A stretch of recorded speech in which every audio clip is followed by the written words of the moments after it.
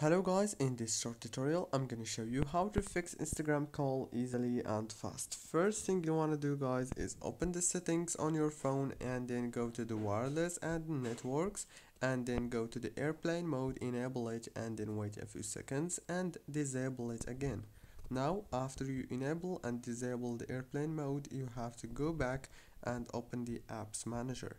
Click on the apps page. On this page you will find all the apps. Go to the Instagram, click on this force stop option and then go down, click on the storage, click on clear data, clear cache, go back again, and now you have to do one last thing, which is click on the data usage and disable the background data.